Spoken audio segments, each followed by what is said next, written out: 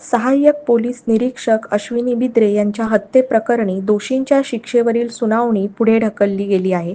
पनवेल न्यायालय आता 21 एप्रिल रोजी सकाळी 11 वाजता दोषींना शिक्षा सुनावणार आहे. या प्रकरणात शुक्रवारी झालेल्या सुनावणीत न्यायालयाने अश्विनी बिद्रे यांचे पती, मुलगी, वडील, भाऊ यांचे म्हणणे ऐकून घेतले. तसेच मुख्य आरोपी आणि बडतर्फ पोलीस निरीक्षक अभय कुरुंदकर, त्याचा साथीदार कुंदन भंडारी, महेश फळणीकर यांचेही म्हणणे नोंदवून घेण्यात आले.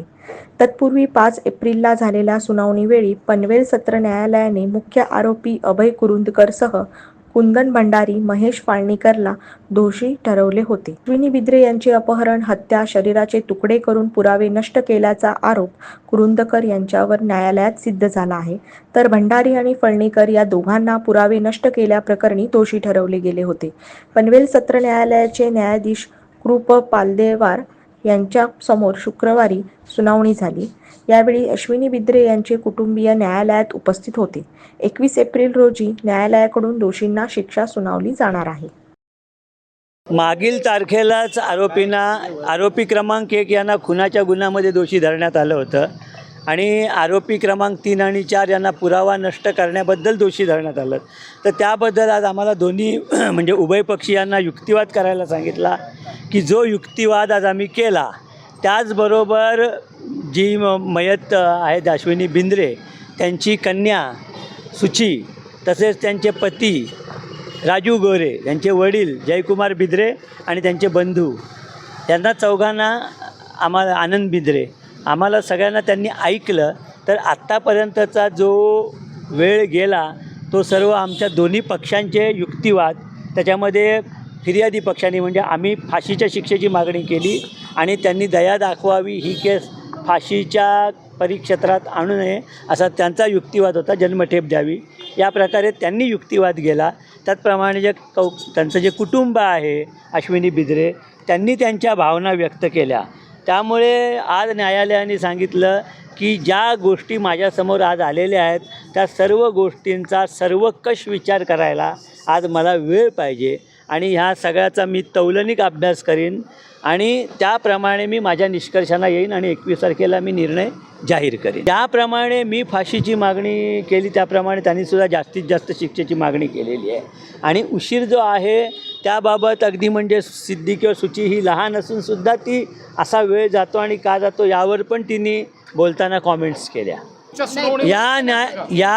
या खटल्यामध्ये पक्का निष्कर्ष निघालेला आहे की या खटल्यात नव्या मुंबईचे जे पोलीस अधिकारी होते त्यांनी या खटल्याकडे अक्षम्य दुर्लक्ष केलेलं आहे. म्हणजे जे पुरावे लगेच त्याच्यावर त्वरित कारवाई झाली असता मिळाले असते ते सगळे पुरावे नष्ट करण्याचा प्रयत्न झाला आणि खटल्याला कशी जास्तीत जास्त हानी होईल किंवा कुरुंदकरवर कशी कारवाई होणार नाही याचीच दक्षता घेतली गेली.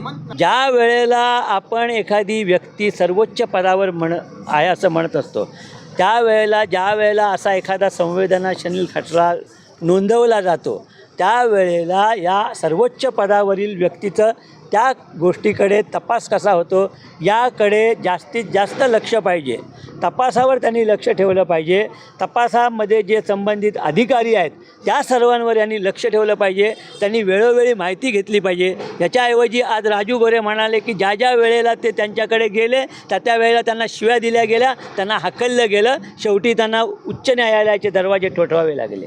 आज मला बोलवण्यात आलेलं न्यायालयाने माझं मत मांडण्यासाठी. मग माझं एकच मत होतं की ह्या सिस्टममध्ये जी संत गती आहे ज्याच्यामुळे केसेस सॉल्व्ह होत नाही त्याच्याबद्दल काहीतरी करावं. कारण आमची देखील केस 9 वर्ष लागले आहेत. 9 वर्षानंतर बाबांच्या एफर्ट्स, बाबांनी जे प्रयत्न केलेत त्याच्यामुळेच इथे कुठेतरी निकाल लागायची शक्यता आहे, नाहीतर तेही झालं नसतं. आणि पोलिसांनी जो हलगर्जीपणा केला आहे सुरुवातीला तो खूप निंदनीय आहे. कारण खूप क्रूरतेने माझ्या आईला मारण्यात आलं आहे आणि विचार जरी आला तरी असं शहार येतात अंगावर की कसं झालं असेल, ची काय अवस्था असेल. कारण काही झालं तरी ती माझी आई होती आणि आईची उणीव नेहमी भासत राहते. त्यामुळे मला वाटतं की या लोकांना कठोरात कठोर शिक्षा द्यावी आणि फाशी व्हावी.